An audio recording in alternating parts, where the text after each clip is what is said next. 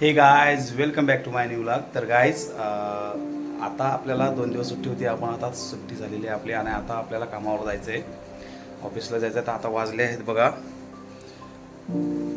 Dot 6:50 झालेले आहेत आणि आपली ड्युटी असते 7 वाजता। तर 7च्या आधी आपल्याला तिथं पोचावं लागतं आणि 7 ते संध्याकाळी 3 वाजेपर्यंत आपली ड्युटी असते। तर आपण आता कामावरती जाणार आहोत आणि हे सर्व तुम्हाला दाखवतो मी जाता जाता आपला रूट कसा आहे। आता आमच्या ऑफिसमध्ये कसं आहे, दाढी वगैरे चालत नाही। आज शेविंग वगैरे केली आहे कारण का 2 दिवस सुट्टी होती। दाढी वगैरे मस्त वाढली होती, पाहिला असेल तुम्ही याच्या आधीच्या व्हिडिओमध्ये। दाढी वगैरे मस्त वाढली होती। आता मला तिथं जायचं आहे म्हणल्यावरती ऑफिसमध्ये ह्या गोष्टी चालत नाहीत, शेविंग वगैरे क्लीन लागतं। तर त्यामुळे शेविंग वगैरे केलेली आपण पाहू शकता तुम्ही, मस्त एकदम गुळगुळीत। आम्हाला दाढी वाढवायची असते पण कंपनीचे काही रूल्स असतात तर ते पण फॉलो करावं लागतात। त्यामुळे जसं आहे तसं चालावं लागतं। तर तुम्ही पण समजू शकता, कंपनी म्हटल्यानंतर प्लस मायनस होत राहतं। तर आपण ॲडजस्ट करून घेतो त्या गोष्टी सगळ्या। तर आता आपण चहा पिऊ आणि पुढे कामावरती जाऊ। तर गाईज पाहू शकता तुम्ही, ते अप्सरा इथे उभी आहे। आपण तिला संडेला दिसलो होतो, मस्त जगाजग आहे। आपल्याला जायचं आहे कामावरती। आपल्या बिल्डिंगचा गेट वगैरे बंद असतो कारण रात्रीचा गेट बंद ठेवतात।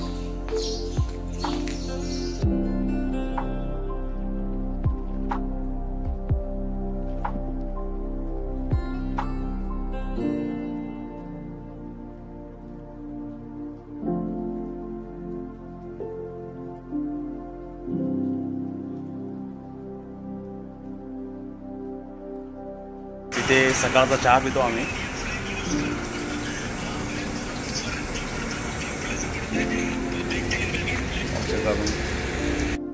आपल्या अप्सराचा रूप पाहू शकता।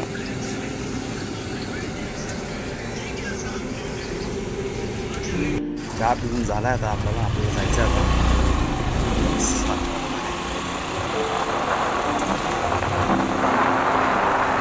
आपले सुरवी साहेब पण आपल्या इथे वाटेत भेटले। गुड मॉर्निंग सुरवी साहेब। तर गाईज आता आपण कंपनीजवळ पोचलो आहोत। तुम्हाला कंपनीचा बाहेर व्ह्यू दाखवतो। ही आपली कंपनी आहे, इथे मी काम करतो। आतमध्ये आपल्याला कॅमेरा अलाउड नाही, त्यामुळे आपण आता बाहेरूनच व्ह्यू दाखवत आहे तुम्हाला। ही अशी इथे नालंदा प्रायव्हेट लिमिटेड आव्हानची बिल्डिंग आहे, इंजवडी फेज 2 म्हणून। ही अशी बाहेरून तुम्हाला दाखवतो व्ह्यू त्याचा।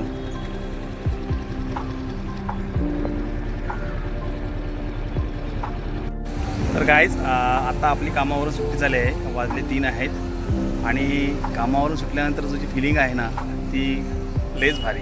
आता आपण जाऊ, पहिलं उसाचा रस पिऊ आणि मग घरी जाऊ। आता आपण उसाचा रस पिऊ नवनाथ रसवंतीगृह, इथे आम्ही डेली रस प्यायला येतो।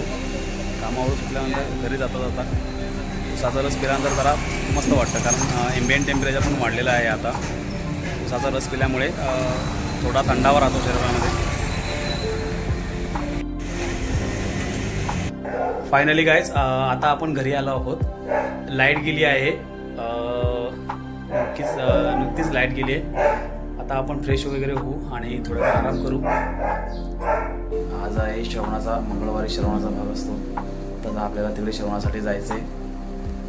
आता आपण फ्रेश वगैरे होऊया आणि श्रवणासाठी जाऊया। 7:15ला श्रवण चालू होतं, आपण 6:30ला तिथं जायचं आहे। आपण तिकडे जाऊया चला। आता आपण फ्रेश वगैरे झालो आहे, बत्ती वगैरे लावली। आता आपण श्रवणासाठी जात आहोत। श्रवणाचा कार्यभाग 6:45ला चालू होतो। जाताना छत्रपती शिवाजी महाराजांचं दर्शन घेऊ।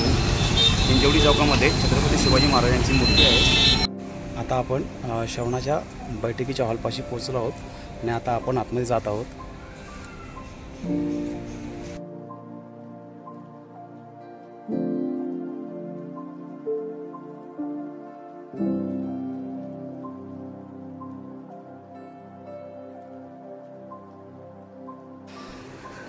तर गाईज आता आपण बैठकीतून जाऊन आलो आहे आणि आता आपल्याला जिम करायची आहे थोडा वेळ.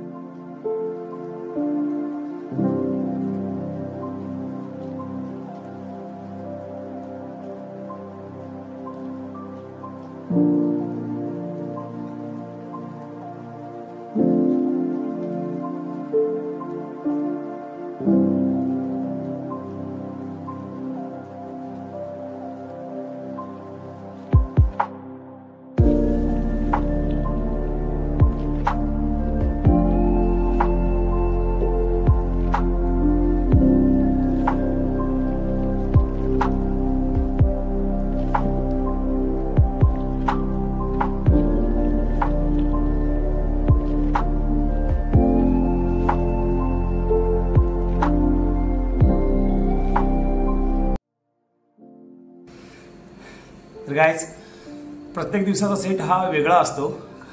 मंडे टू फ्रायडे फिक्स असतं. मंडेला चेस्ट असे प्रत्येक डेला वेगवेगळा वर्कआउट करतो.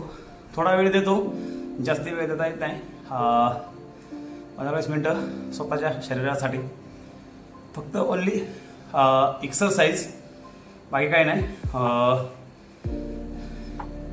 ह्या एक्सरसाइजमुळे आपली पचनक्रिया चांगली राहते. पचनक्रिया चांगल्यामुळे आजारी पडत नाही लवकर माणूस. तर त्यासाठी बॉडी बिल्डिंग काय वगैरे नाही करायची आपल्याला, फक्त आपली पर्सनॅलिटी चांगली राहावी आणि आपलं आरोग्य उत्तम राहावं यासाठीच हे जिम करतो डेली मी. आपली काय एवढी काय बॉडी वगैरे खास नाही, नॉर्मल. डेली केल्यामुळे थोडंसं चेंजेस होतात.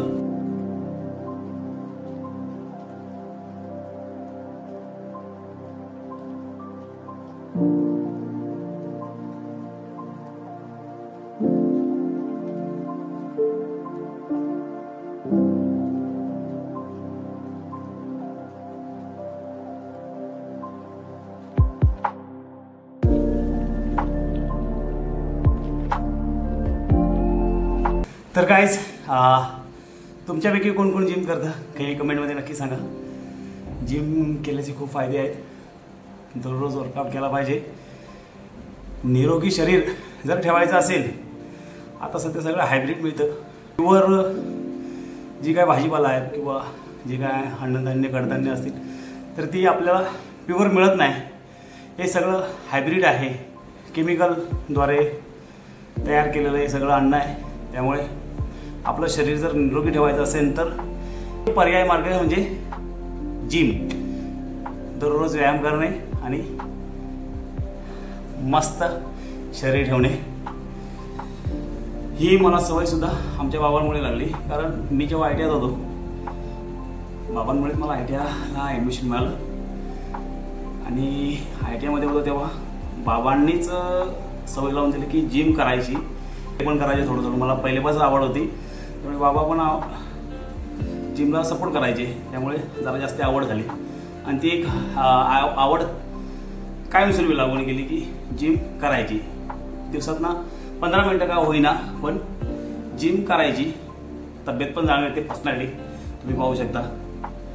नॉर्मल 15 मिनटं जिम करतो फक्त, जास्ती नाही. तरी पण चांगली पर्सनॅलिटी आपण तयार करू शकतो. तर मी आपले जे काही डाएट्स आहेत डाएट फॉलो केले पाहिजे. आणि त्याच्यामध्ये प्रोटीन वगैरे काय, आता सगळीच लोक प्रोटीन घेतात. मी काय प्रोटीन वगैरे घेत नाही. नॉर्मल आपलं जे काही चपाती भाजी, माझं सर्वात आवडतं जेवण म्हणजे चपाती भाजी.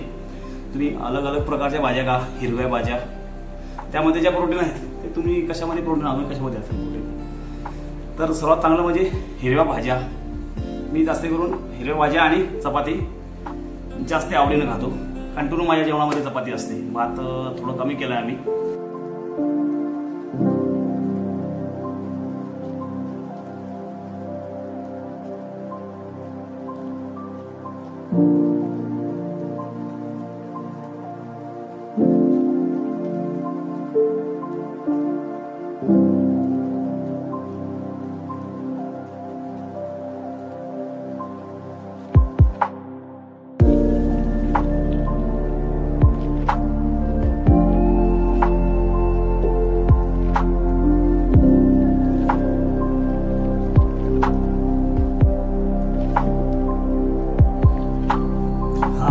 किचन ओटा, किचन ओट्यावरती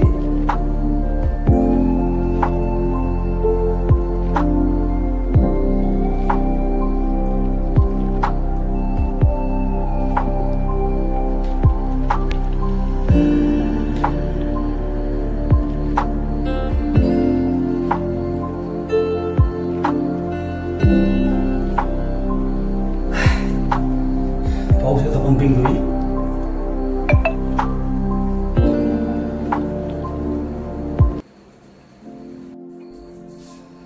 तर गाइज जिम केल्यानंतर जी पंपिंग असते ना, लाजवाब. असं वाटतंय की आपण लयच झाले. तुम्ही पाहू शकता बायसेपची जी पंपिंग आहे खूप भारी.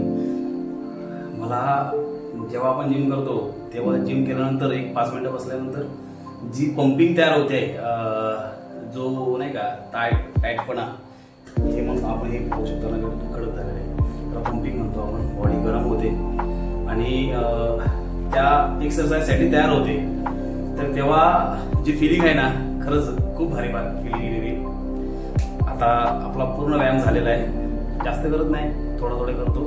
घरी थोडंसं सामान असल्यामुळे थोडे सेट मारतो. फक्त ओनली आपल्या शरीर तंदुरुस्त ठेवण्यासाठी आणि फक्त एक सेट देण्यासाठी आपण घरी व्यायाम करतो.